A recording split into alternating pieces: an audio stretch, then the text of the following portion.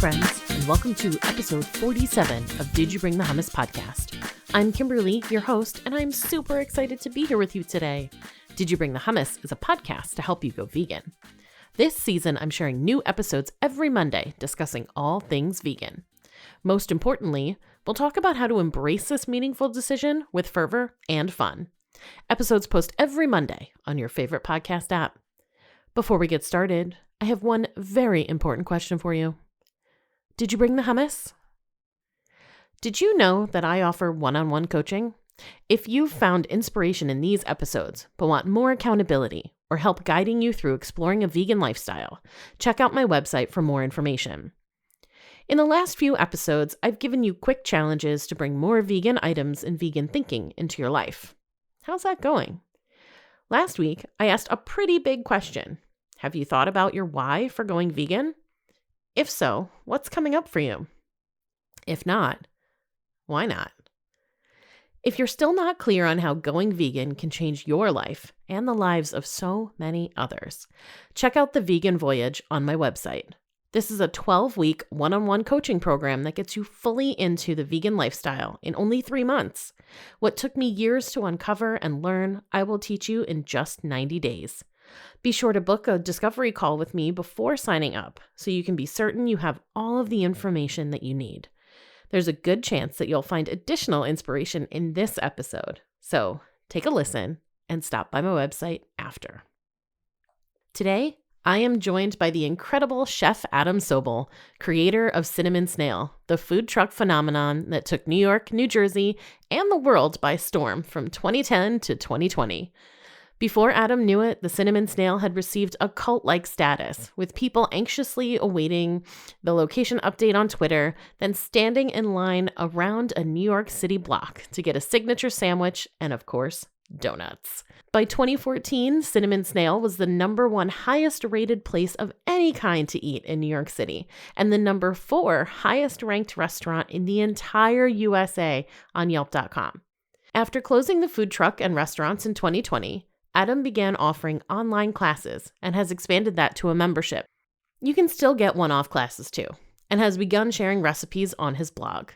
I found Adam's energy to be totally infectious, so I'll apologize in advance for all the laughing. Just kidding. Who would ever apologize for laughing? More of a warning, I guess. You're about to have a really good time. Hey, Adam. Thanks for joining me today. How do you do? I am amazing, and I am really excited to talk to you today. How are you doing? I'm just doing great, and that's all. Doing really good.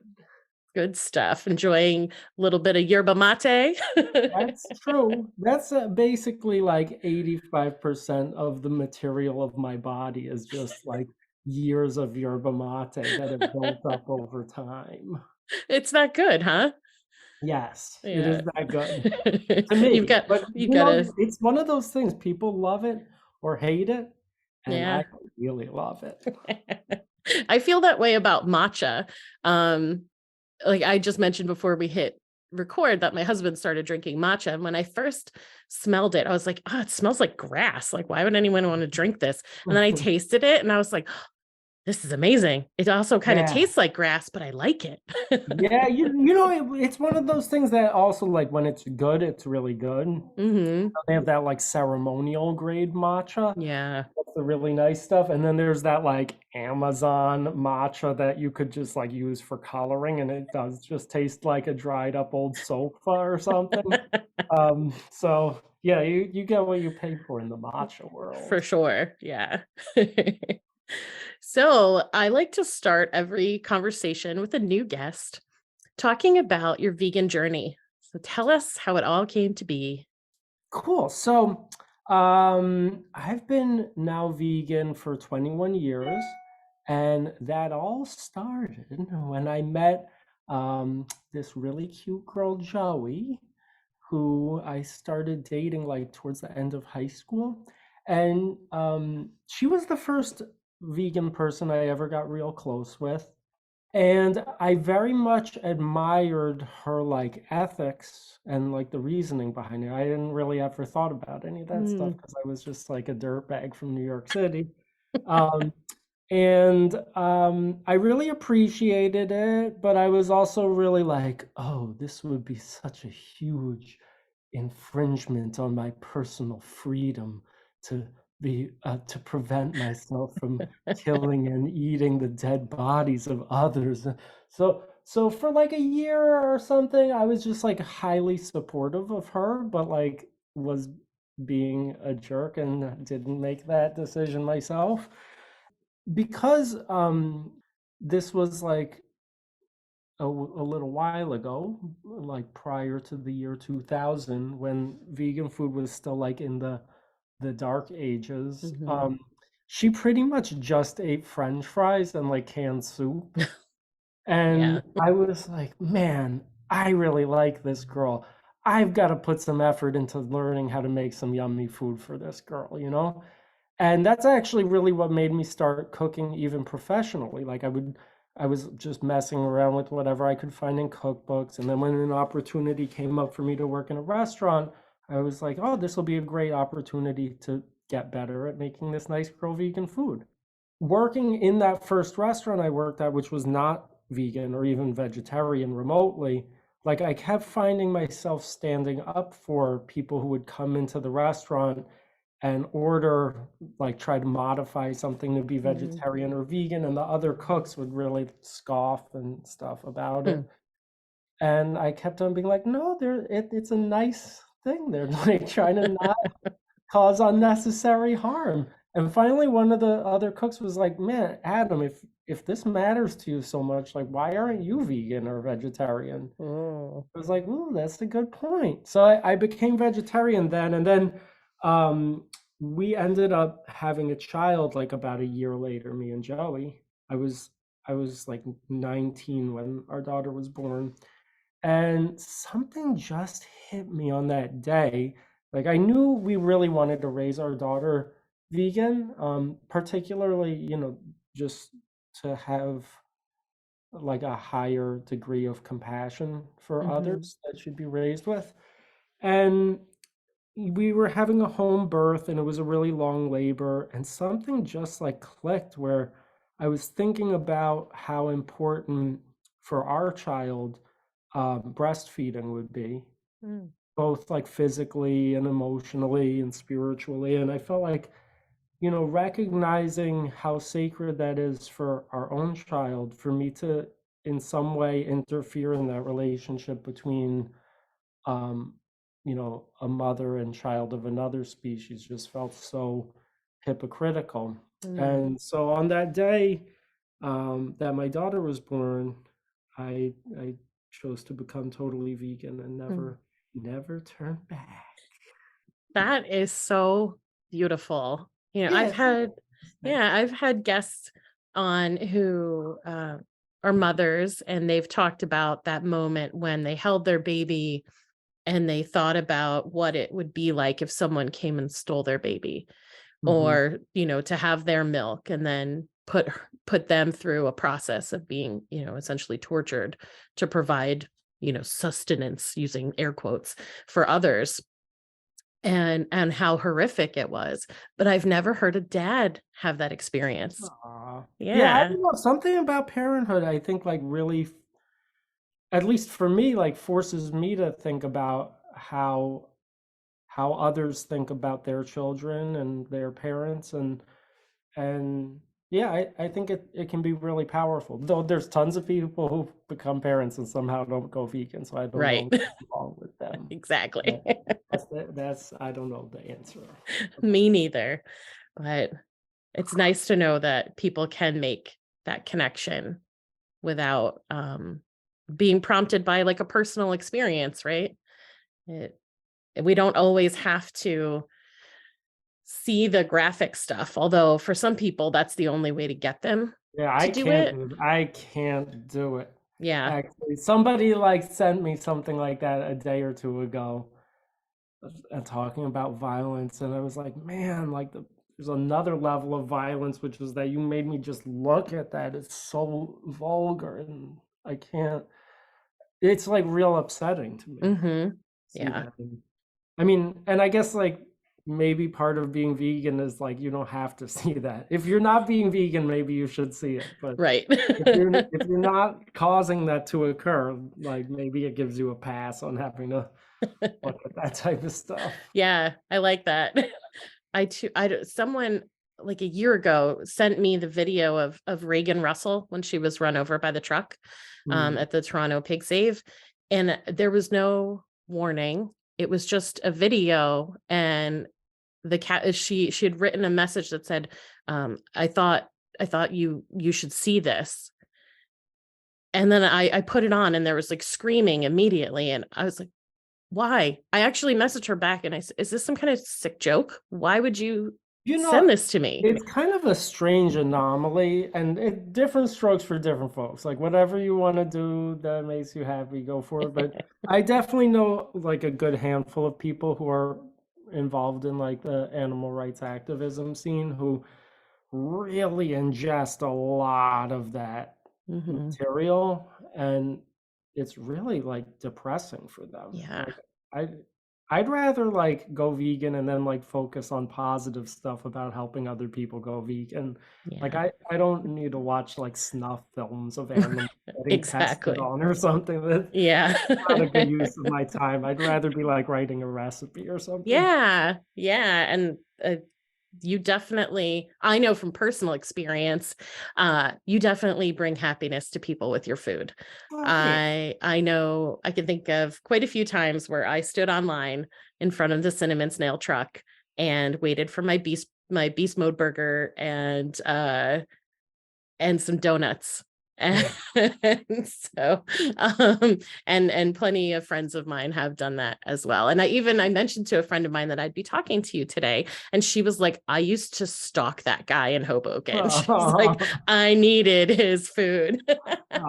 Yeah, I think that's a very like positive way to do the same type of activism. And in my opinion, look, I think it takes all different kinds. Like you said, there are Hmm. people who go vegan from like seeing some very graphic imagery. There's people who go vegan from like some wacky thing that PETA does or whatever. And then like there's I think a easier, more fun, pleasant way to trick people kicking and screaming to the vegan side is to just like break down all of the like excuses they have about like what food they'd have to give up or that the Hmm. food's not going to be as yummy. And if you can just like show them, yo, the food's going to be so much yummier than your like grilled chicken and garbage you always eat, like Right. it's kind of like a hard sell, like why you would stay eating animals, in my opinion. Hmm. So it's more fun and it's more like positive and inclusive that way. Like I'd rather get people excited about stopping eating animals than like shame them into it or like make them like upset about it or something. Hmm. That's no fun. No, not at all. So let's talk about cinnamon snail, which Okay. became like this huge thing, right? And you wound up with restaurants connected to it, and people would literally stand on huge lines in order to get one of your specials, some of your donuts. Let's talk about how that began and where it went and move into what you're doing now. So I've been working in vegan and vegetarian restaurants for like about 10 or 12 years. And I was so psyched about the food. I thought this food can be so delightful and like make you feel good. And Hmm. the fact that you're not harming creatures to as great of a degree makes you feel good. Yeah. And I just felt like at the time, and this was, I don't know, 15 plus years ago, I felt like most of the people frequenting vegan and vegetarian restaurants were already vegan and vegetarian. And there was like a lot of stigma about it. And like people really kind of looked down on vegan and and kind of for good reason. There was like some sucky vegan food. Like I feel like the front facing side of veganism was like macrobiotic food for like people who are sick or I something. And did like, that for a few years. Yeah. and you know, like it just wasn't gonna like convert anybody to the vegan dark No. side. Like it was Mm-mm.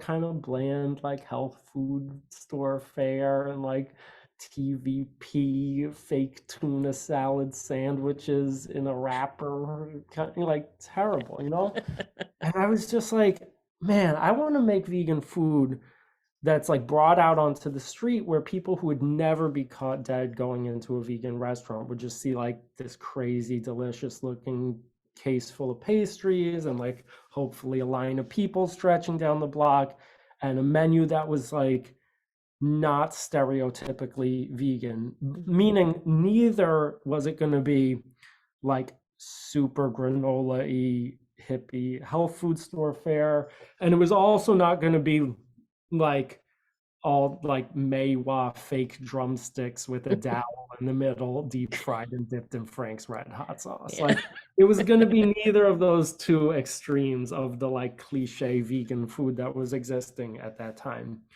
And so yeah, I bought like the shittiest, most beat up food truck on all of Craigslist. And actually, the day that the guys brought it to my house, because I was like kind of scared to drive a big truck like that, even. So these guys who were selling it brought it to my house, and first, like they pulled up and like smoke was just pouring out of the hood of it. Oh And we're no. like, "Oh, don't worry about it. Just let it cool down for a little while. It's fine. It's really good." So we let it cool down. Then we're like, "All right, I'm gonna take it for a test drive in my neighborhood, just like drive it around a few blocks." And I made it half a block away before the entire exhaust system fell off the truck. Oh my And gosh. they were like, "Oh, we'll take off like $300 or $400 for that. Don't worry about it." And I was like, "Great, that's what a good deal." So yeah, I originally thought I was just gonna make the outside of it look cool and get started serving food. But then I had a couple really good friends of mine who looked at it and were like, "Adam, we will help you completely gut this and rebuild the inside of it so it's like really nice." And um, so for it being like a totally homemade job, the first incarnation of that food truck was actually pretty nice to work out of. It opened on Valentine's Day in 2010, and it was freezing out. And I had like a little crowd my first day, and then like for weeks, it was just like I would serve like three people a day or something. Like it was so dead.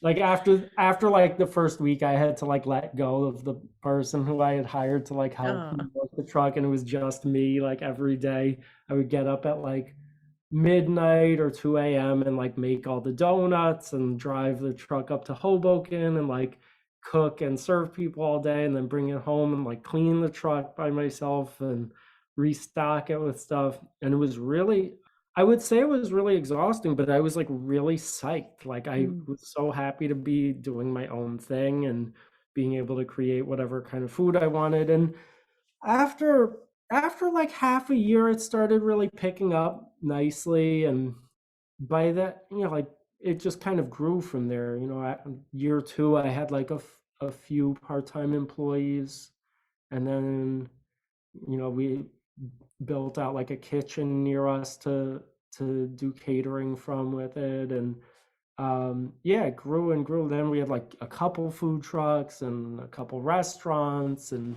I released a cookbook in 2015, and we won like all kinds of awards and stuff, which was really cool.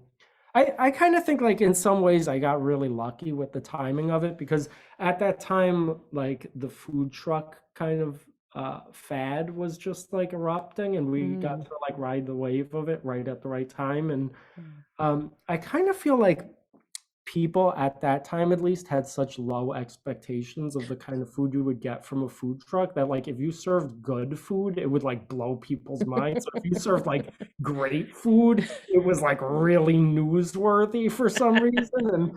And so we were really lucky about that. And yeah, it's kind of like metamorphosized over the years. Like when the pandemic hit, I was really very fortunate about the timing of it. And I really kind of wanted to close things down and start something new and different Mm. anyway at that time. And it just allowed for a very graceful transition. And now like over the last couple of years, I've been mostly just teaching. Like I had been teaching at some culinary schools already, but now I started teaching online, which I think is a lot more affordable to people, and it's a lot better for me. And I get to be way more present with my kids, which I couldn't when I was like working 90 hours a week out of the house. Yeah. And it's great. Yeah, I've been writing a lot of recipes and teaching a lot, and it's like I found a way to do the same thing I was doing, which is helping people to stop eating animals without Mhm. like putting myself in an early grave from the amount of stress. So Yeah. Well, good. I'm glad. So that means yeah, we get more recipes and you get to stay yeah, around longer. that's my hope. We'll see. I remember following you on Twitter and just waiting for the update of where the truck would be and figuring out, can I make it? And the day that I could make it, like, yes, go to Cinnamon Snail. Yeah, and that was tricky too, because like half of the days, depending on where we were, like the police would come and like kick out all the food trucks from some certain block. And it's not easy to get parked in Manhattan Right. during the day for a car. Like forget like parallel parking a gigantic truck during like the lunch rush somewhere. So it was kind of a crazy. I think like strangely, I think people kind of liked how like elusive it was, like going to Brigadoon to get lunch or like some kind of Bermuda Triangle, Yep. service that you can never really exactly know what the hell is going on. Hmm. That's part of the fun. Exactly. Yeah. And now, as you were saying, you do these classes and people can make your food at home. Yeah, it's Yeah. great. It's nice. And I'm planning some new wacky weird thing that I can't really tell you very much about, but basically like I really also do miss getting to cook for people Hmm. other than my family who really doesn't appreciate my food, you guys. It's kind of funny. Like I made such dope food for them today. I was like testing out all these Indian recipes that I'm gonna be putting up on my blog. I made such a yummy meal, and they were like, "Yeah, it's okay." Ouch. So I miss cooking for other people who actually like the food I make, and yeah, for that reason, I'm like doing some very small little thing about that. Because the thing is, as much as I love teaching people how to cook, like 85% of the people who love the cinnamon snail are like, yo, we don't want you to teach us how to cook. We just want you to cook for us. Like, can you please stop? This is stupid. So I have to like a little bit satisfy both dimensions of reality. Yeah. Yeah. Yeah, I'm sure it feels good to get out. And I mean, even for like someone like me who's just like a home cook, not a chef who's cooked for many people, I love cooking for people. I It's love when they fun. taste my food and they're like, this is so good. Like it just It's fills so my heart. gratifying to like to do as work that like people come up to you and just get really happy and then leave, and then more people come up and get really happy and leave. And like Yeah. it's really nice. It's really pleasant. And I really love the like action of it. Like I always loved like line cooking in people's restaurants and stuff because it's fun. It's like a Yeah. game. Yeah, you You kind probably of it's so intense. crazy. You have to get like lost in the moment, right? You're so Yeah. present and it's just nuts and Yeah. hours go by and you're exhausted and Yeah, it's a good right? feeling. It's a nice kind of exhaustion. I'm doing. Where do you find the inspiration for your recipes? Hmm. Well, I kind of have like a general like philosophy about how I create food, and it's a little bit like based on some lessons I learned from one of the first chefs I worked for, Tom Valenti, who again was not like a vegan or vegetarian chef, but he had this kind of idea of making food that was creative, but like first of all, like totally not gimmicky, Mhm. creative, and really like spoke to the diner's like innate actual desire to eat something. Hmm. Like, like for instance, like you could make some like watermelon caper salad or whatever, and like I guess if you're like a good chef you can make that be tasty, but like nobody wants to actually eat. I mean, somebody might, I don't know, but like that's not part of what people are like, oh, watermelon caper salad,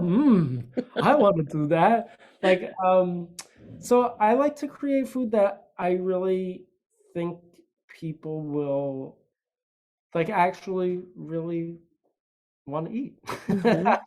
I know that's really dumb sounding. That kind of like didn't answer your question.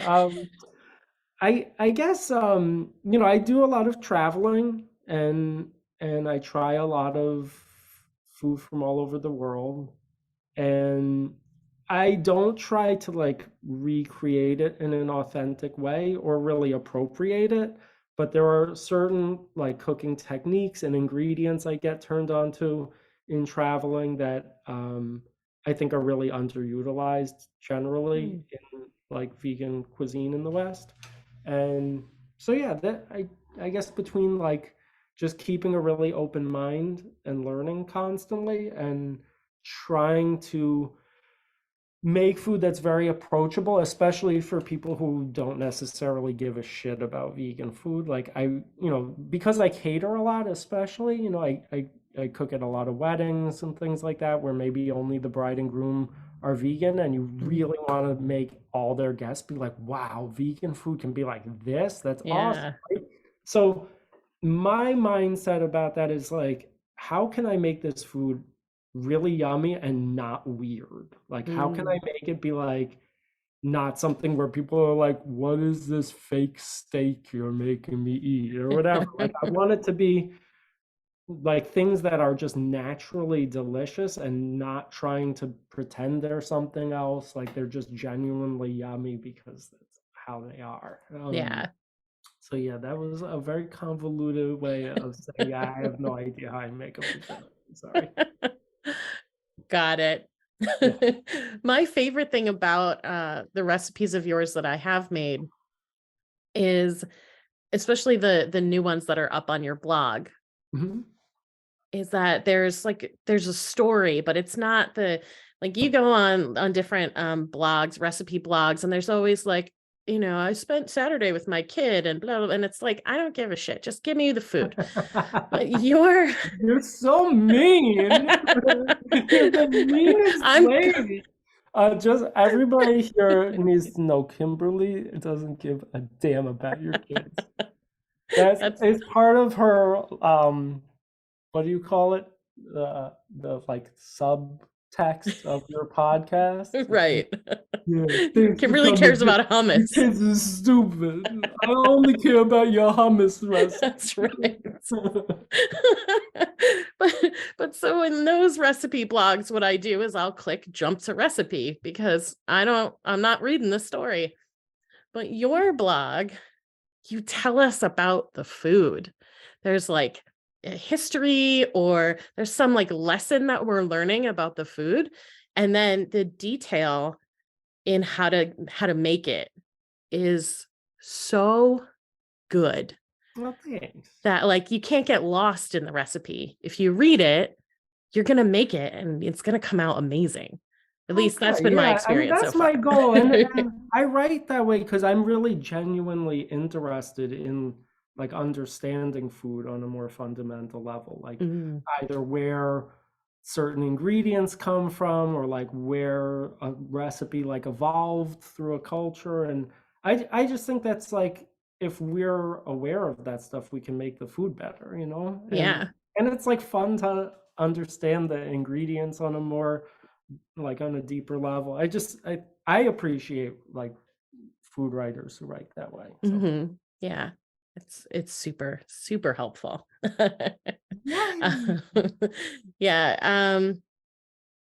So I don't know. Let's see. There's so many things. So actually, I know that you're into yoga, Yeah. right? Uh-huh. And so am I. I used to have a daily practice here at Hmm. home, and then like it's kind of here and there now. And I love it. And I love it for kind of the philosophy Hmm. and just like getting really in the moment and being really in touch with my body. I can't wrap my head around, and maybe you have some thoughts on this, how people who are super into yoga are not vegan. Mm. I I would say those people aren't super into yoga. They're like Yeah, super into exercise or something. right. And it's very big distinction of like I, what yoga actually is, right? Yoga, like, I mean, not to get like real like Go academic ahead. about it, but it's like it means technically to like union, right? It comes from Mhm. yoga in Sanskrit. It comes from the um the dhatu, the like Sanskrit root yuj, right, which is to like join. And it's not like a there's different schools of yoga in terms of like what that means philosophically, right? Like in the West, Mhm. what's very popular is like offshoots of Advaita Vedanta, which propose that it means like to kind of become one with God, which is in like the scheme of other systems of yoga is a very like small branch of philosophy of it. Um, like the system that I practice for years is more aligned with the philosophical construct of achintya beta beta, that the yoga is actually the realization of simultaneous oneness and difference, like both Mm. between the self and God and the self and all other selves, like that we're one. For instance, like other living entities, we're all one, like on a material level, like we're all Mhm. made out of the same fundamental matter that's like distributed in different ways, but it doesn't make us literally one. Like I can have a different opinion than you. Like if I think something, you're not thinking that thing. Like we're not, and we're similarly, we have like oneness and difference with whatever the source of the self is, whether you Mhm. call that God or whatever, right? That like we're part of God's energy, but it doesn't make us like omnipotent and omniscient, and we're not like creating universes and stuff like that. But yeah, like unfortunately in the West, there's a lot of appropriation of yoga and yoga culture. That's why there's lots of people who quote unquote are very invested in yoga, like because they have like the nice like Lululemon hat or whatever, and they like can do a handstand, but like you can't really come to very deep realization about our relationship to other living entities if we're like treating other living entities with like they're disposable. And Mhm. so I mean that's just my opinion and my understanding. But yeah, there's a lot of things that I'm always surprised don't make people like across the board go vegan. I mean, another thing that like in my personal life affected the trajectory of my growth as a person quite a lot, that I'm always surprised doesn't make everybody go vegan, is like psychedelics, which I did like Mm. copious amounts of as a teenager and into my early 20s. Like I did an insane amount of psychedelics. Like I probably ate acid more than 400 times when Oh I my was like a gosh. teenager. And to me, like it really started to make me think about like how I was affecting others, and it made me want to become like a kinder, gentler Mm. person. But it definitely doesn't do that to everybody. Like if you're just looking for entertainment and you want to like see wacky hallucinations, like that's all Walls you're gonna get melting. out of that. And that's kind of all you'll get out of that. And yeah, I mean there's a variety of like things that I think have such a potential for causing deeper introspection that unfortunately, like people have very undramatic experiences with. And Yeah.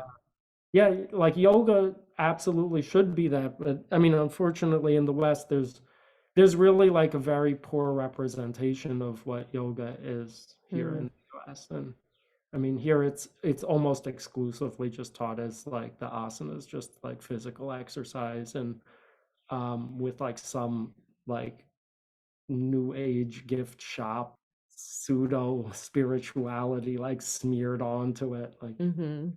um it's rare and it's not cheap. Like you kind of get out of it what you put into it. And Yeah. I like that.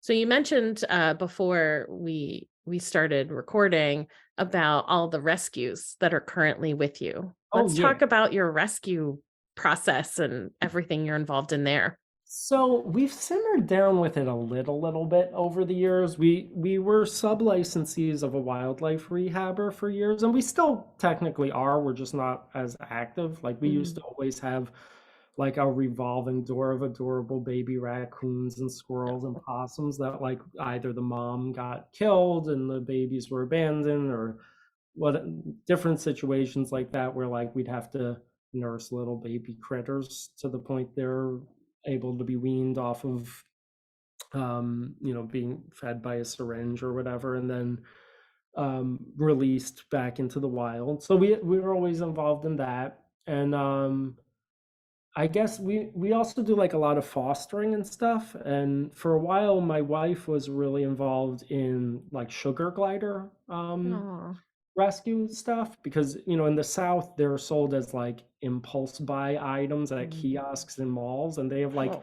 the most complicated care regimen if you're actually going to keep them alive. Like you can't have just one. They like really need companionship, and there's like a really specific kind of pain in the ass diet you need to feed them, and they need like certain types of care and exercise. So people buy them because they're like cute and then like Mhm. ditch them immediately in the South. So for a while, my wife was really involved with that. And, they're marsupials. And somehow through that like marsupial rescue stuff, we heard about this wallaby who, like some animal education center had just adopted the mom and dad and didn't realize that this baby was in the mom's pouch because they're like tiny when Oh.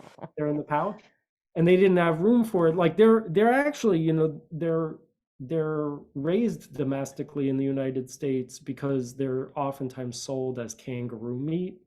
Oh. And so actually even our license to have him is through the USDA, which is really weird.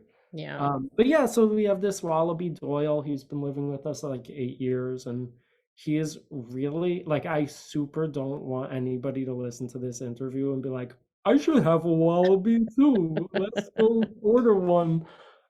They're terrible pets. Like he's really cute and charming, but like they're wild animals. Like Mhm. he and they're don't please don't tell Doyle I said this, but they're actually like pretty dumb. And like No. he'll like never know his own name and come when you call him or be like fully house trained or anything. Mm. Um, but he's happy here. We have like a doggy door and a big fenced in backyard, so he can come and go as he pleases, and he's happy. And then we have like four rescue dogs, and we had four rescued birds, which we just rehomed, which I'm really glad about because they were so loud, like all times of the day. And because we're like trying to be nice, we also like didn't have them in a cage. We just let them fly about our house willy-nilly, shitting Mhm. on everything. And it's like I don't recommend that bird lifestyle for anybody. It's against the bird law. So yeah, so that we're actually at an all-time low. We just have two sugar gliders, four dogs, and a wallaby right now. Is that it? That's it. Yeah, Mm. all-time low. We've had like as many as 30 animals living here at various Wow. times, but yeah, it's kind of nice having a small crew for a little bit because just Yeah, feeding like 30 animals at night is like a full-time job for four I people. bet. Yeah. Yeah. Huh. That's I don't know. I hope though that people find some inspiration in that because my goodness, if we haven't made so many different animals rely on us. And it's something that it's a conversation I've had with people because, we live with three cats. And sometimes people ask me, well, are your cats vegan? And the Mhm. answer is no. Yeah. And because they're obligate carnivores and we don't have a vegan version of meat that meets their requirements yet. And then their thing is like, well, I don't think it's very vegan of you to have cats you have to feed meat to.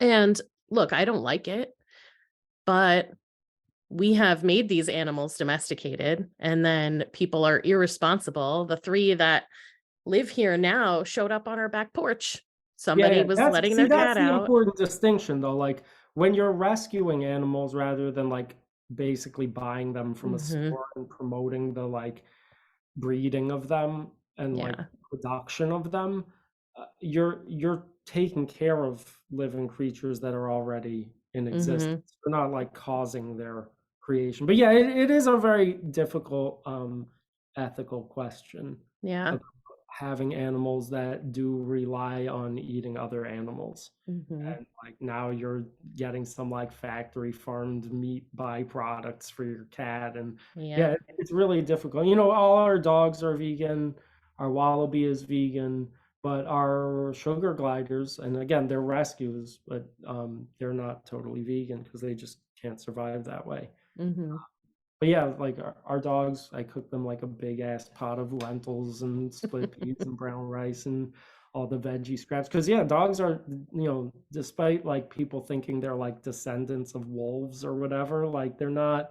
They're like for thousands of years have been like scavenger type animals in the wild, not actually like predator carnivores. Mm-hmm. They survive quite happily off of like whatever you want to give them. So Yeah. yeah.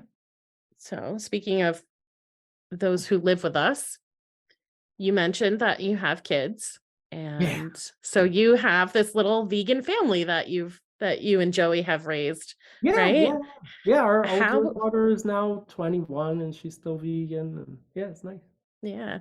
How did you find it? Because you mentioned that you had your first daughter in 2001 when things were the vegan availability wasn't what it is now. And certainly even at school, she probably people maybe were like, "What are you eating? Like, why is that so weird? Because everyone else is eating bologna sandwiches on white bread, right?" Um, how was that whole experience? What's it like Well, being so a vegan we're parent? we're like extra weird with our whole lifestyle in general, and our kids were always homeschooled, like up until Ah, college, which um our older daughter took entrance into a little early because she was like super smart and she wanted to like get on getting a degree and stuff.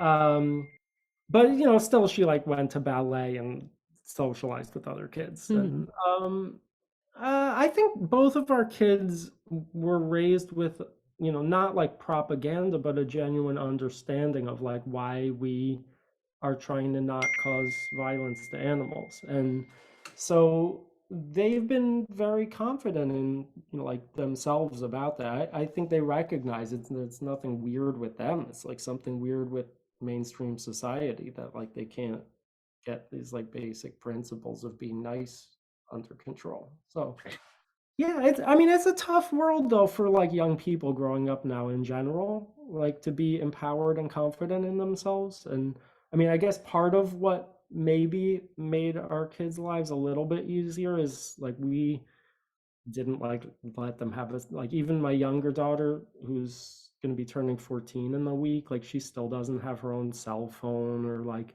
any kind of social media or anything like that because I just think it's like terrible for young people. mhm, And I'm kind of like scared to see like what the sociological experiment of that's going to come out looking like for people who mhm. like were raised in their generation having like a cell phone attached to their face since they were born.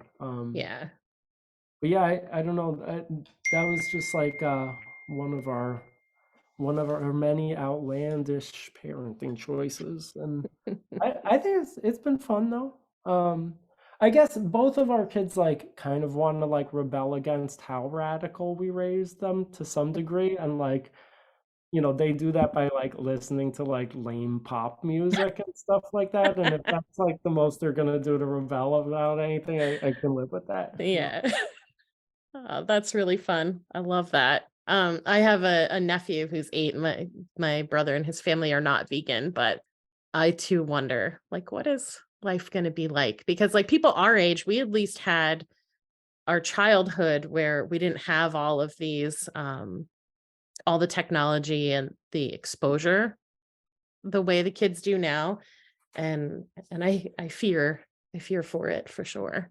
Yeah, it's really such a double-edged sword because this technology can be such a useful resource for like connecting with each other and Hmm. educating ourselves. Like I barely dragged myself out of high school kicking and screaming. and like certainly never went to college or anything, but like so many things that I'd like to know about, I can learn for free through Hmm. the resource that's the internet. But it's, I guess, where it becomes more dangerous is when that's not the intention, and the intention is just like mindlessly scrolling and ingesting Hmm. like all this garbage. But Yeah. I don't have time for that really. Most of us don't, but somehow we wind up lost in it anyway, right? Yeah, it's definitely like, I don't know. This whole society needs to shake itself off and like go outside and do something fun together and be creative, because this Yeah. the screen time thing is stupid. That's right. It's good for stuff like this, where you and I, even though we're both in New Jersey, we're far away from each other. So we can have this conversation where Can people be can on the learn. internet bitching Yeah, about the internet because we're cool. that's right. I meant to ask before when we were talking about cinnamon snail, and because you mentioned you didn't go to college, and that reminded me that you became this incredible chef that you are by just learning working in restaurants, that you didn't go to culinary school. Yeah. So for people who aren't able to take that culinary school route, what are some suggestions that you have for them so they can get into, working in a restaurant or catering or serving food in some way? Well, I mean, I first of all, I was really lucky that when I started working in a restaurant, it was before I had kids, and I didn't have the same kind of financial responsibilities on myself that I do now. Hmm. Um, so I mean, my first restaurant or two that I worked at were like, I don't know if I was even being paid minimum wage. Like, I was being paid very, very little and working very, very long hours. And that's a luxury to, like, we owned outright our like crappy little home in a crappy neighborhood somewhere. And like I was very lucky to be able to have that opportunity.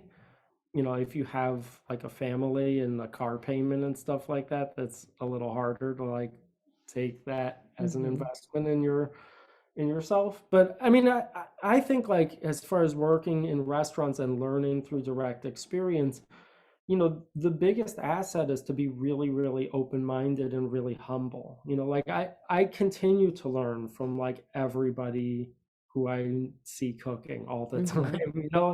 and even when I was like the chef at my own business and I had like 60 employees, like I was still constantly learning from like the dishwasher who would show me like a new way of opening a bucket that I hadn't ever done before, whatever. Like you constantly can learn if you just like are hungry to understand cooking more. And that's how I enjoy learning personally. Like I hated being in school. I mean, that's part Hmm. of why my kids were homeschooled. I just felt like it's such a waste of time. Like I'd rather learn by doing stuff than like Hmm.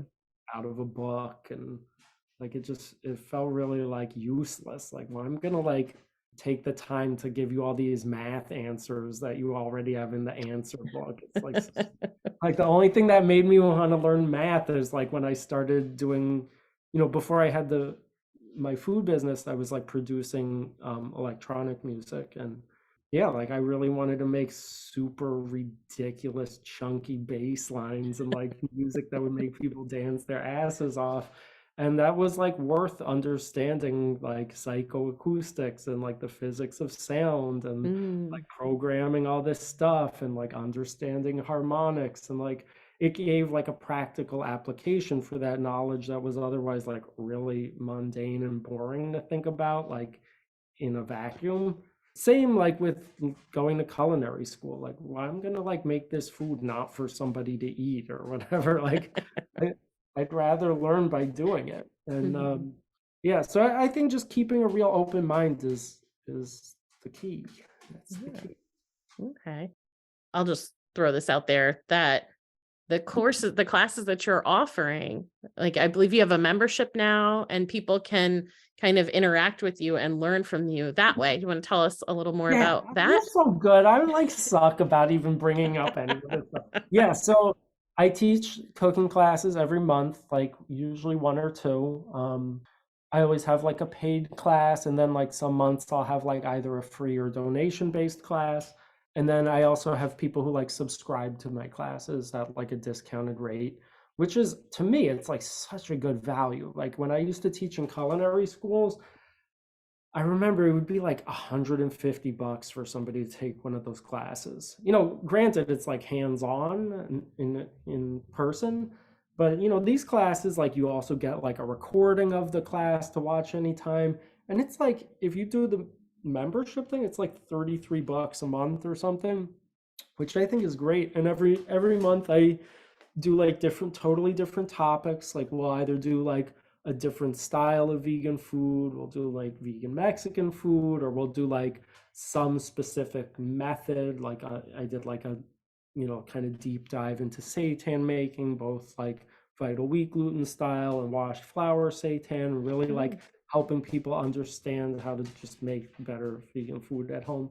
So yeah, that's kind of what I've been doing. Like all that stuff is available on my website, including like you can purchase like recordings of all my previous classes. And yeah, it's been so fun for me. Like I've really just enjoyed it so much more than teaching in culinary schools too, because it's like I'm doing it from my home kitchen. And over the years of doing it, I've gotten like a lot more refined about it. And I have several like good quality cameras set up now, and it's kind of slick looking, and it's really fun. It's just fun for me to do. Like I really enjoy being able to help people like put it into practice in their home kitchen. Like in culinary school, sometimes you're like cooking with equipment that people will never have in their home, and it's different, like teaching from my home kitchen to other people who are cooking along in their home kitchen. Like there's just something like very real about it. And Yeah. yeah, I really love it. We have like a little Facebook group for people who are either taking those classes or doing the recipes on my blog and stuff. And it's just been really nice to like be real open and just like give away any kind of tips that have worked for me. And I mean, I feel like I'm still constantly learning through that as well, and learning how to like communicate with people in a way that they really can understand the food better. And so it's nice. It's like a whole new metamorphosis of how I can apply the skill and intention of my craft. And Mm-hmm. I'm happy about it. Yeah. And I've attended a couple of your classes, and your Yeah. passion for cooking and for teaching and learning along with us really comes through. Again. Yeah. Yeah, yeah, there's like oodles of like puns and dad jokes and stuff. The best class, man, I like messed up and forgot to record it. And I like broke a plate over my head and stuff, like because I've always really wanted to get good at that. Like that's kind of like the main thing going on is that, like I've always wanted to get so good at breaking dishes over my head and like be able to do it without even flinching. Like so if I went in for like a job interview with like a stack of plates and glasses, I could just like without even blinking just keep smashing them over my head while like carrying on a conversation. And man, that was such a good class. And then like I messed up on the record, thing. So it's Uh-huh. lost to the But it was special for the people who attended. yes, just Yeah. for the VIPs That's right. who pay good money to watch me smash a plate. So, Adam, I've got one more question for you. Okay, ready to go. Let's talk about hummus. Let's talk about it. Let's talk about it. Hum diddly hummus. It's actually a cause of great concern. My aunt and uncle, every time we come over, they serve me bubbly old hummus from Costco that they bought like last year. That's a real problem in New Jersey. Um, I also, one of the first things I was trusted to make in restaurants was hummus, believe it or Oh, not. And it was like at a pretty fancy restaurant, which I don't, it's like hard to conceptualize why they served hummus because it was like pretty fancy, but they would put hummus and really nice breads like on the table. And like, before people ordered and stuff. And the chef there, didn't give me a recipe to follow. It wasn't like, all right, 3 cups of chickpeas and, quarter cup of tahini. It was like, this is exactly how I want it to taste. And like every day he would come while I was making it and he would taste it and be like, you see how like the sweetness of the tahini is like overpowering the acidity of the lemon juice, and they need to be like a Mm. little bit more in balance so that like you don't necessarily taste either ingredient. They're just like perfectly in like quantum flux. Yeah. Um, over time, I like really got it, like how he wanted it made, and it taught me very valuable lessons about like the balances of flavors and textures and fats and proteins and like it's such a basic simple thing that could like teach you everything you need to know about Mm. cooking ever if you're really like paying attention to it. And yeah, that's it. It was like one of many valuable lessons to me in the crafting of my cooking style, I guess. And I Okay. almost never make it anymore Huh. because like nobody in my house likes hummus but me. I'm about it. I'm actually about anything with tahini in it. I'm Yeah, like a me too. full-on tahini slut. I love Any it. kind of milkshakes with tahini, it's dope. Oh. Any kind of candy you can make with tahini, that's the hibbity hoo. Caramel corn, when you're cooking that caramel and you add just like a tablespoon of tahini, it's so Oh, good. It's like such a lovely flavor. Yeah, yeah. tahini and hummus, it's all among us. I'm sorry, I have very few other hummus related factoids. That's Um, okay. that's the end of my hummus canon. I I love it because I think for people who feel like I need to follow a recipe or it's never going to come out right, I think that's an important story for them to hear that. Yeah. I try to be like that about the recipes I share too. Like I want people to know like they should tweak every recipe they see so that it's perfect for them. Like not just my Mhm. recipes. Like go look in any cookbook and if that like, it doesn't isn't perfect for you, like make it spicier, make it less spicier, make it less salty, make it more salty. Like you that's Yeah. the joy of getting to cook for yourself and for the other people you love is you can make it exactly how they or you want it to be. Mhm. A lot of people write recipes based on their own convenience. Like rather than telling you the exact amount of salt, they'll be like, "Oh, tablespoon sounds good." Like Oh gosh. saying 2 and 3/4 teaspoons is like too annoying to write down. I'll just tell you this because it's like a flat, easy to write Mhm. number or something. And yeah, you got to make it for you or for Yeah. who you're cooking for. And the best part, right, is that we can taste it through the entire process because we're not eating animals, we're not eating anything dangerous, where if we ate it raw, it would kill us. I'm pretty sure the bubbly old hummus my Oh, aunt and uncle serve okay, is maybe actually that. dangerous and may contain a health hazard. I think you're But right. otherwise, yeah, you're safe. Yeah. No one's gonna feed you any bubbly old hummus in the night while you sleep.